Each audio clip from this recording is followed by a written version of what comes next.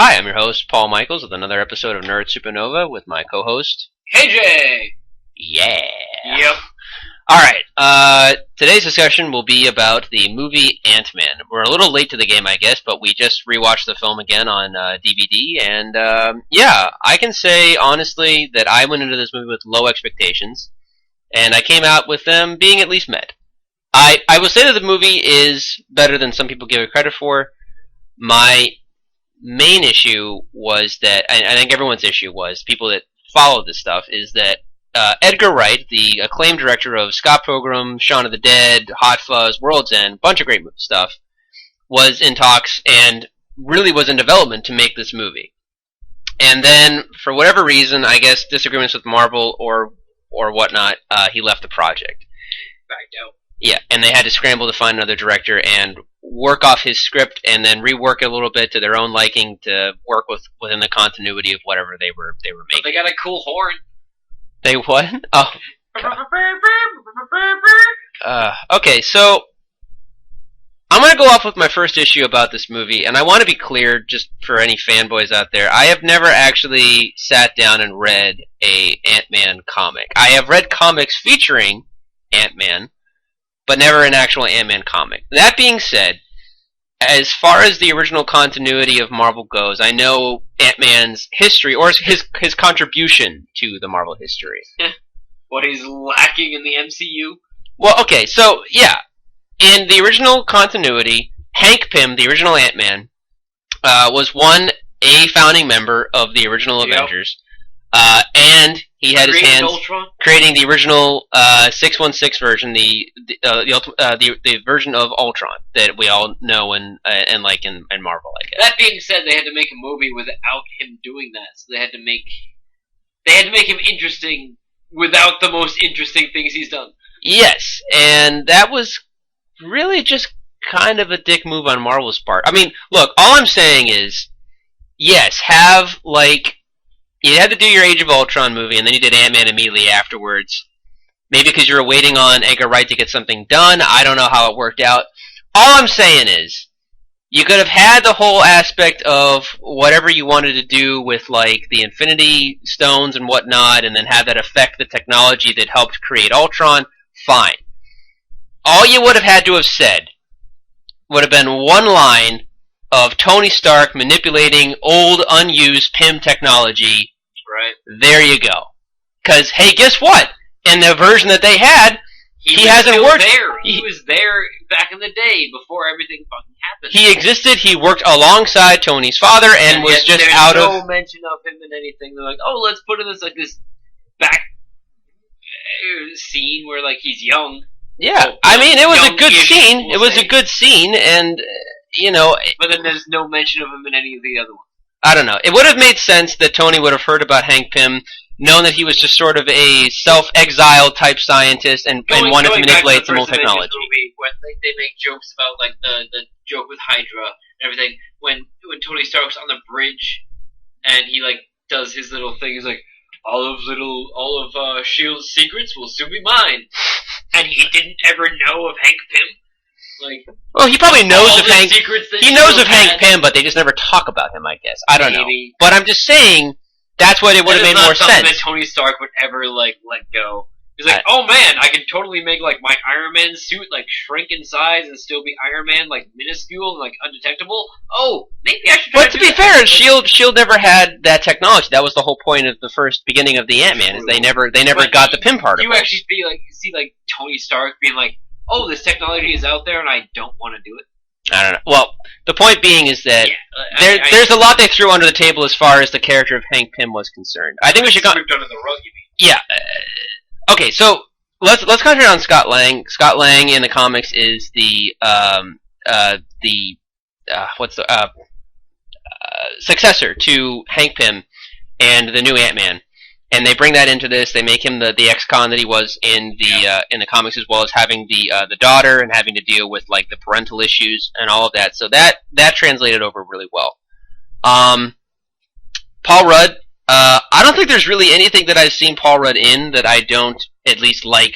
I mean, even if I hate the movie, I liked Paul Rudd in the film and him acting in that part. I've never really I don't think I've ever disliked Paul Rudd in pretty much anything. Would you agree? I would agree with that, but like I've said to you before, is like that's the direction they're trying to take it in, because Yeah. with Civil War coming out and Tony Stark being kind of like the bad guy, Or becoming the bad guy. they're trying to make a new guy with like a suit who's like the comedic relief, whereas Robert Downey Jr. Tony Stark was always kind of like the comedic relief for like Avengers, doing like the little quips, the little like the jokes, like the one-liners, and so now they need like another handsome scientist with a suit to be the new jokester. Yeah. So with Civil War coming out, where like Tony Stark's being bad, they need Ant-Man to be like, oh, here's a cute guy with a suit who's gonna be the funny man. Like, well, the thing is too, like from what I've heard, well, they can't have like Black Panther be like the new no. funny man. Well, what I've heard is Black Panther's sort of like in the middle ground. I mean, this is just pure. This is all the rumors from what I've heard. We're and going off subject. Yeah, well, I'm just saying that Ant-Man, and Spider-Man supposedly will be more of the comic relief in Civil War to like all like the drama that's happening and whatnot. But yeah, no, I agree with you. They're going to bring in. They need another funny man to bring in. I don't disagree with that. Like I think that works. Can easily fit that role. Oh yeah. Whereas I would like to see a much more serious Tony Stark. I would love to see Demon in a Bottle. Never going to see it. No. But I would love to see a much more serious Tony Stark, and have other people play the comedic role. Well, the thing is too, like we said this quite a few times already in the podcast, is that the Tony Stark portrayed in the MCU is much different from the one in the comics, mostly because he's a charming Robert Downey Jr. version as opposed to an asshole egomaniac that he is in the comics. That being said, Robert Downey Jr. still plays the character very well. But yes, but now it's coming out a lot more in Civil War, and I like that. I'm hoping that kind of just stays, because I want Iron Man to go in like a different direction as a character, or do something more with his character. And then maybe, I don't know, maybe do like a redemption arc when they actually bring in the real fucking Mandarin for once. We're segueing. Yeah, okay. I'm sorry. Anyway, Ant-Man. Let's get back to it. I will say everything else that I liked about this film. Paul Rudd's great. The cast is really good. Michael Douglas is awesome. Yeah, Michael Douglas is fantastic. He's great in this film. I know the name of the actress, but I can't say it. The Wasp. Yeah, the one who plays Hope, the daughter of Hank Pym. Now they make mention too that like her mom was the original Wasp, and that she got lost, or you find out later that she got lost in the quantum realm. Oh yeah, and let's be fair. This whole review is going to be spoilers, so anyone who hasn't seen Ant-Man, please just don't. Yeah, get off now. Too late. You never see what actress plays the mom, but you see like them in action at some point in like a flashback, and you see that she goes in the quantum realm and she's lost. So, but again, the daughter's going to be taking over the role of the new Wasp, and that's teased at the end, and I can't wait for that. I think that'll be cool. Right. Yeah. Let's check. Okay. What else am I thinking of? I don't know. Okay. So that being said, it's a good cast and stuff. The only part that's really kind of silly about everything, I mean, it's unavoidable, because in Marvel there's always the comedic relief. They always want to try to keep that balance if they can. All of Scott Lang's / Paul Rudd's buddies in the film, buddies, yeah, they're all just idiots. they're all just idiots. Now, granted, they serve a point. They serve a point. I mean, in like the first like quarter of the film, like, because they're just kind of like a setup from Hank Pym to like use and then see if Scott Lang is a man, and like, you know, have him break into his own safe that he sets up to see if he can get it. It's filler. It is filler. It's just filler to make the movie like longer. 10 minutes longer. Here's like this stupid montage telling you about how you got the gig. Like, here's the funny joke. Like, stick to the details. Like, but to be fair, I did like the sequence like where he breaks into the safe. Like, I thought that was actually like pretty well done. No, but I'm talking about when he's first telling him about like, oh, well, you know what? I heard this girl told me this, and like, that guy, like, from this other thing, like, and she was telling me this, and like, he was telling me that. Let's be fair. That was just a setup so that we could later do a Stan Lee cameo, and it would be hilarious. I mean, come on. No, but honestly, though, yeah, I kind of agree with you. It's overdone. It's over silly. I don't know, but it was goofy and it was funny, but it was just like, really? To be fair, they did it like 3 times. I know. Like, okay, to be fair though, like when I go into a Marvel film, I kind of expect that kind of stuff. So I wasn't like thrown off. Like if I went into Batman v Superman and they pulled something like that, I'd be like, "What?" Like you can't. No, like you just show me that you're going to be mostly serious in this whole film. You can't give me like a weird comedic sequence like that. He has a tank in his pocket the whole time. Yeah. So okay. The tank was an awesome part. So there's a sequence like where after in his pocket the whole time. No. So there's this whole part like where basically after they like try to sabotage the bad guy's stuff, and then Hank Pym shows a keychain with like a little tank, and he's like, it's not a fake tank or something, and then you see it's a real tank. It's not a keychain. Everyone's real question is, with the Pym particles and how they work, it's stated right from the get-go. It should be a 6-ton keychain. That's the thing. Well, like the mass and everything of the size of the character stays the same, and they're given more power. And that is why when Ant-Man is tiny, he still packs the punch of a normal human. Exactly. So the tank, by that definition, should weigh 6 tons and not be able to be moved. However, we all know why it's done, because it was done as like a cool scene in the movie. Not wibbly wobbly, more like let's not pay attention to the details and let's hope the audience doesn't remember till after they leave the theater. However, like the movie does take advantage of like a lot of the special effects. I cannot state that enough. The special effects in the movie are very well done, but it serves a purpose. It's not just done for the sake of being done. And poor Anthony. Oh God, yes. Rest in peace, Anthony. I don't really care about that character. Anyway, I know that fake CGI ant. I feel so sorry for him. Yes, he develops a friendship with the flying ant, Scott Lang, and he calls him Anthony as a joke because Hank Pym just gives them all numbers because there's so many ants, you're going to lose track of everything. Yeah. So, anyway, though, I like the powers. I like him shrinking and then being able to control ants with the earpiece and everything. And then I think from what I know, in Ant-Man and Wasp, the sequel, we're going to see Giant Man at some point, which would be really cool. I hope. Yeah, that'd be really, really cool. That'd be awesome. Because you're going to be basically seeing... Yeah, well, so the thing is, too, in the comics, is that Hank Pym develops not just different identities, but apparently, like, he's...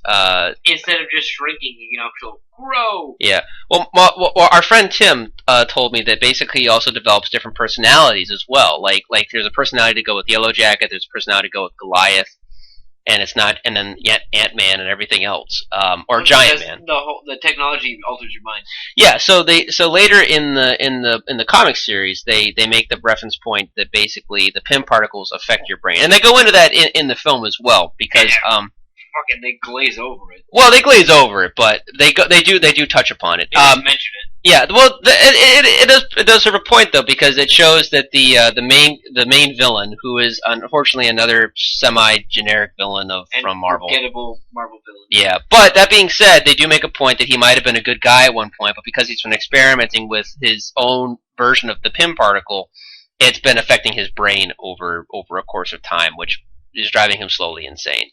However, I did like the Yellow Jacket costume. I thought that was a cool, well done effect. To me, it didn't look like a Yellow Jacket. It looked like a spider. Okay. To call himself like a Yellow Jacket when he looks like a spider, like, why would you call yourself a Yellow Jacket when you look like a spider?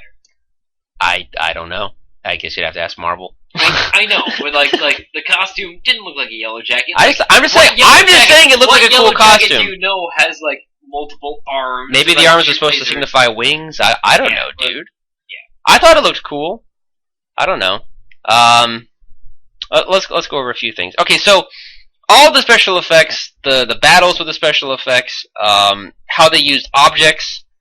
Like, I mean, this has been stated too. Like, the main big fight sequence at the end of the film takes place on a Thomas the Tank Engine train set. Yeah. And it's great. It's awesome to watch. And then you have Ant-Man going himself into the quantum realm, which is a really cool sequence as well. And I don't know, there's just a lot of cool things. The main thing I want to mention, this is a pivotal point, because I feel this transcends somewhat of the cliche. Every movie that you see where a guy is like divorced from his like ex-wife, they have the stepdad who's like nice to the kid, but he's just a douchebag. he's like a douchebag, like pretty much like for the whole film. Yeah. So the dad, they have the same thing here. They have the stepdad to Scott Lang's kid, who's like one, like the ex-wife not only is done being married to Scott Lang, she I believe they're either together or they're married. I don't know, but he's a cop. The stepdad's a cop, so obviously right away he dislikes Scott Lang. And yeah, for the most part, like most of the movie, he's a douche to Scott Lang. But the one scene that I think should be mentioned, because it really was a good scene in the capacity of like the ending fight scene. Well, yeah, but I mean, for that character, it was showing that you should trust your stepdad too. That doesn't mean that all stepdads are just douchebags. Because the minute what happens is like Yellow Jacket loses the fight, and he goes to the one thing that can hurt Scott Lang. He goes to kill Scott Lang's daughter. Stand behind me. Yeah. But that's the thing. Like that's the stepdad. The stepdad sees Yellow Jacket. He knows what Yellow Jacket is. He knows what Yellow Jacket's going to do. He brings the daughter and he puts the daughter behind him. He's like, "You stay behind me and you be quiet." Like he doesn't want her to be afraid, but he basically makes himself a human shield. And I like that scene because most movies, at least ones I've seen, they make the stepdad always a douchebag and never have him have any redeeming quality. Like a villain. Yeah, or like a guy working as an antagonist working toward the protagonist. And I like that. They actually made him like finally human at the end, and like they made him like a good person. And then you have the scene like where they're all around the dinner table, and him and Scott Lang are finally on even ground. So I like that Marvel did that, because they could have easily made him a douchebag for most of the movie, and then like the ex-wife leaves him at the end or something like that and gets like a new guy or something. But instead they make him like an actual like good guy. So I liked that. Also, his partner, the douchebag, the douchebag stepdad's partner, is the same actor from the Remember the Titans, The Wire, and Judge Dredd. I know the actor. Yeah. You know what I'm talking about. Yeah. He's the black football player, like the second-hand thug in Judge Dredd, and he's like one of the main gangsters in The Wire. I can't remember his name, but that was cool to see him in there. I haven't seen him in a while, so I was glad that he was in a Marvel film. I think that was awesome. But yeah, I'm trying to think if there's anything else. The one thing that I would thought was like a joke that was played off too much: the giant ant. Well, the giant ant, like the ant that he's throwing like the make big frisbee disc. Yeah, he makes the giant ant, and then the ant runs off. The ant runs off, and like running out there, like there's all these cops around this place, and the ant like runs out, and everyone's like, "Oh, that's a weird looking dog!" Like, ha ha ha, that's a funny joke. Then like later in a scene, the ant is still like running around the same place. I'm sorry, if I saw a giant ant and I was a police officer, I would be like, "Oh my god, that's a fucking giant ant! Kill it with fire!" Like. I don't know. And then it's like still there, like the end of the movie, like, oh, like a giant ant, it's a pet. It's like, well, really, like, okay. Come on. There was something. Someone mentioned something about that. Well, I wouldn't say it was overplayed, because he's like in one scene, and then he's like in another scene, and then it's done. But yeah, like it is weird. It's a giant ant. Someone told me that ants only live like a couple weeks, and then they die. So, but even still, if you saw an ant, no. But what I'm saying is, maybe the stepdad knows like, that, oh my god, and he's not letting her know. Like he's just gonna let nature take its course and like not worry about it. I'm talking about like the family. I'm talking about like all the police officers that like were like encircling the house at the end. They had all those cops there, and then the ant is just like running through. Okay. Like, oh my god, I would totally kill that. To be fair though, like again, this is the Marvel. Thomas the Tank Engine just came out of the house. I say the Thomas Tank Engine. Cop car. A giant Thomas Tank Engine came out of the car, crushed a cop car. They live in the Marvel universe. Maybe a giant ant isn't the most weird thing they've seen that day. I don't know. I'm just saying it's a possibility. I'm not saying you don't have a point. I'm just saying there's a possibility that it may not be that weird. I don't know. But yeah. Anything else here? So. We went over the villain who could have been better, but I think the guy who played him did a great job. I know he's from House of Cards. I will say the scene with the Falcon. Oh yes, funny. there's the scene. So there's the scene like where the scene with the Falcon. They have to get a piece, and they go to Stark's old warehouse, and it turns out to be the new Avengers and headquarters. Falcon is like there, just being like, and he's like, "Don't worry, he can't see me. I can see you." Like that whole scene, that whole sequence. I thoroughly enjoyed.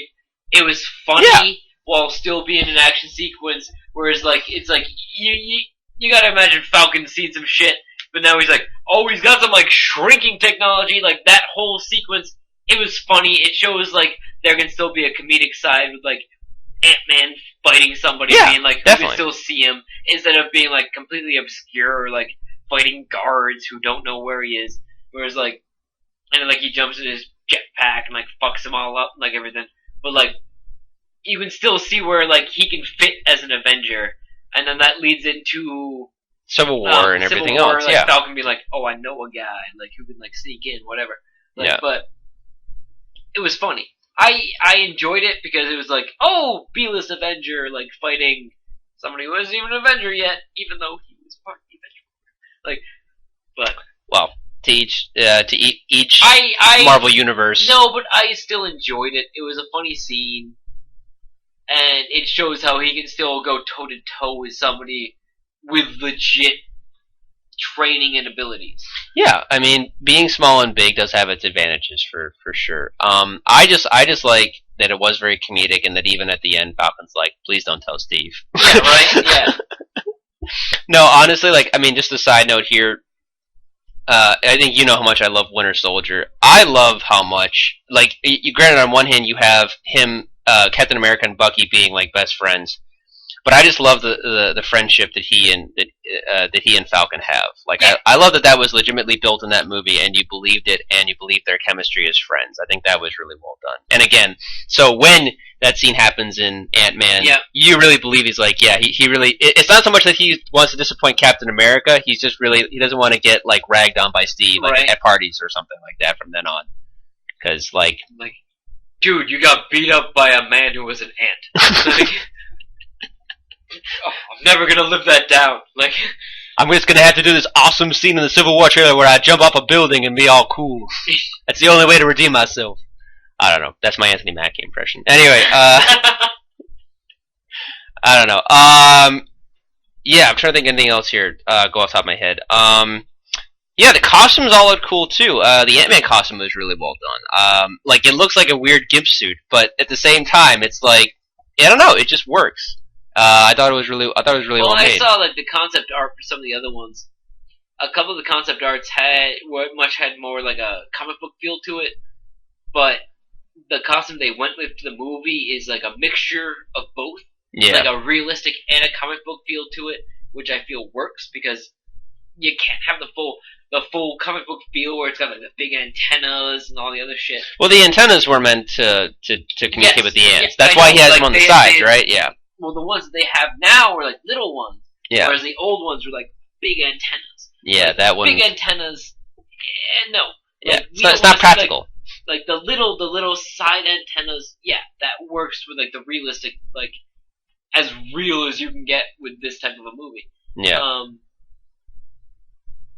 But like the big eyes made it look like an insect, like everything, like it made it look like an insect. But it's also practical too, like because if you're that size going in and out, you would want as much visual as you can have. Yeah, I was saying for like the concept art though, they were going with different looks, like different visors, different eyes, different like they had one where it actually had like a mandible for like a mouth, where it's like no, I like where it looked like a gas mask for a mouth. Yeah.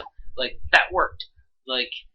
Yeah, no, I thought it was pretty well done. I'll be interested to see how Hope looks as far as the new Wasp and everything. It looked like a cool costume just in that mid credit scene or whatever. I thought that was pretty sick.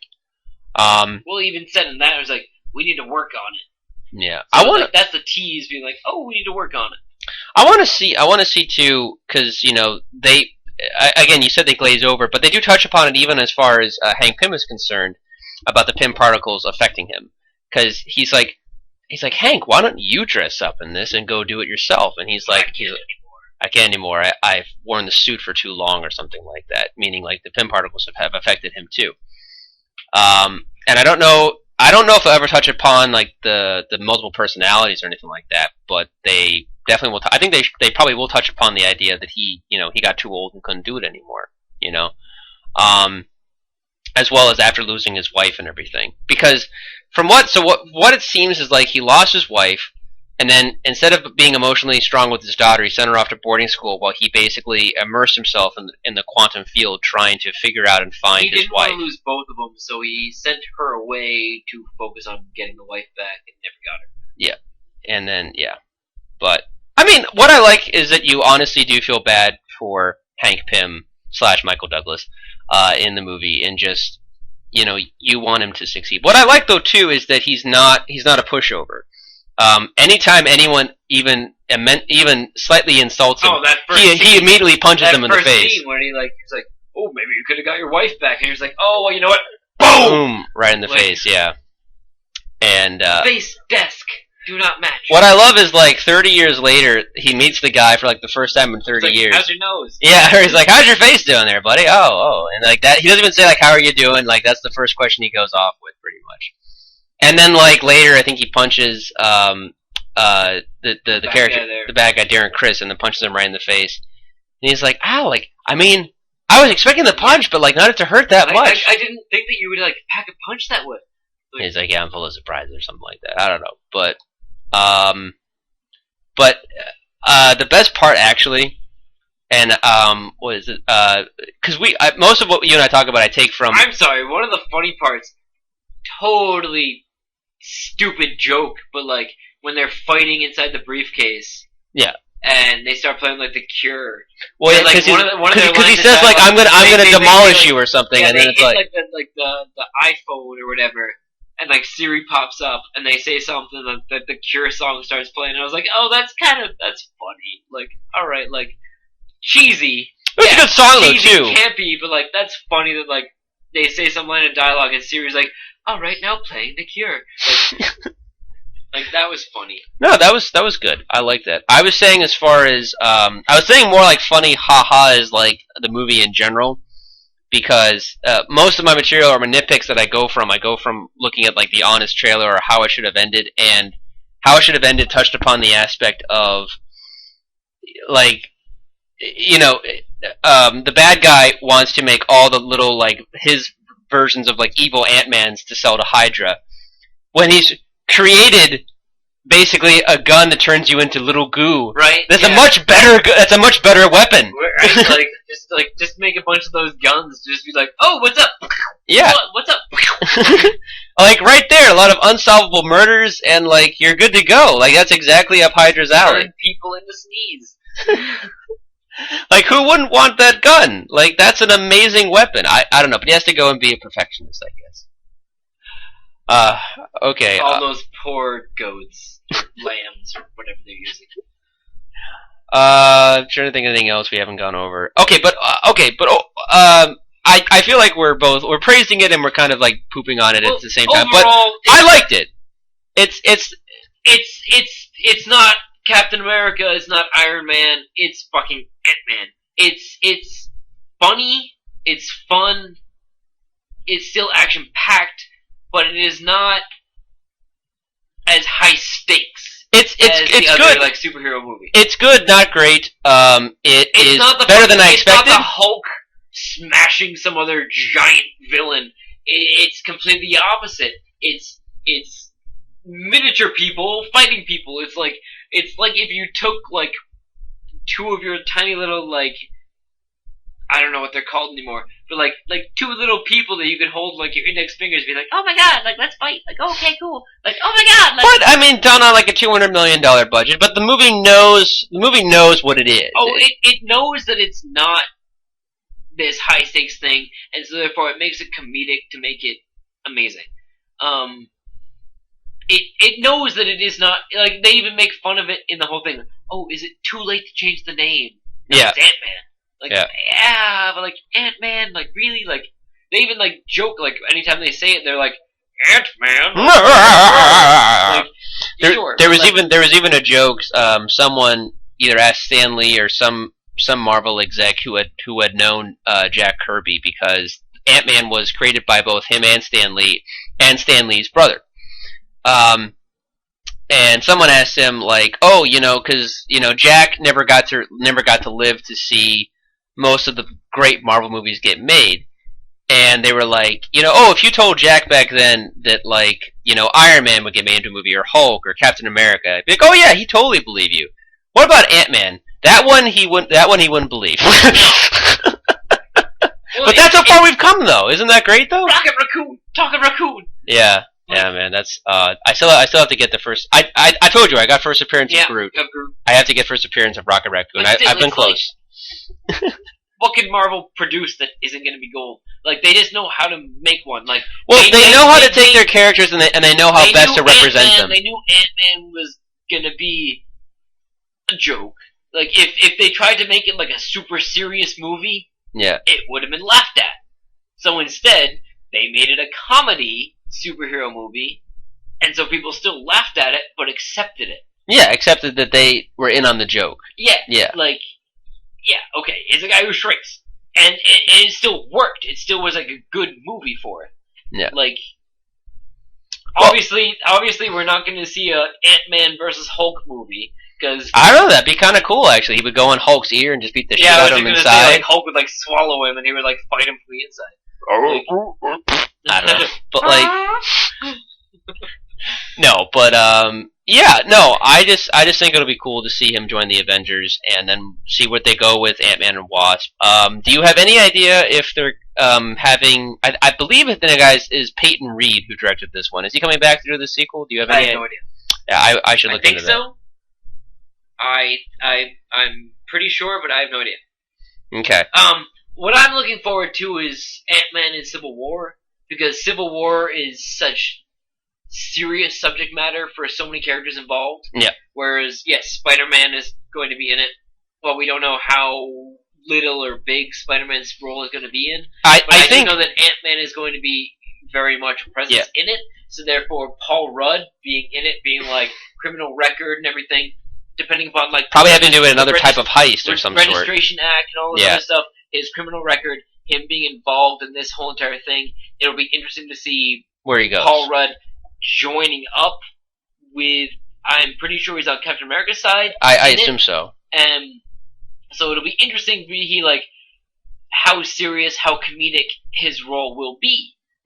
Because it's supposed to be a very serious movie, and so we do need the comedic relief. How much though? So I'm interested to see that. Yeah, no, I am as well. As far as Spider-Man, you and I've gone over this pretty much, but he'll probably pretty much be like what the Vision was in Age of Ultron, as far as like how he'll be represented. I assume. Well, the Vision's in the movie too, and they haven't shown him in the trailer. No, like, they've been very secretive on like. Well, I mean, the trailer. I they think show Black Panther to be like, hey, new character, Black Panther. Here you go. I mean, dude, I'm not like. No, I mean, like, I think the movie will be great, but I'm not holding my breath about not knowing certain things because, like every movie this time, you get a little bit here and there, and then like a month before the movie comes out, you see like every TV spot that shows everything but like 15 minutes of the actual. And then they show you Doomsday, and they're just like, oh, here's Doomsday. What's up? But I liked that trailer. It was a good trailer, and I know why they put Doomsday in there. We still haven't seen fucking Baron Zemo.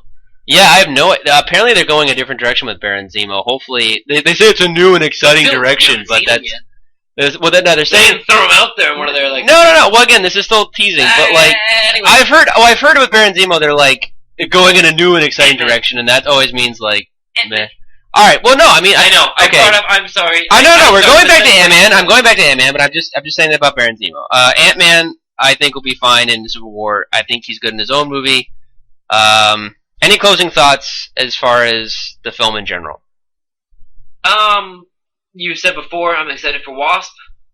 I'm excited to see if he ever dons the name Goliath and actually grows instead of shrinks. I think if he does grow, he'll just go with Giant Man. It just sounds why go Goliath? Because Goliath sounds cool. Well, Goliath is cool, but Goliath was always like a villain anyway, like David and Goliath. But then again, in Civil War, like it's not going to happen. It's not going to happen. But in Civil War, he dies.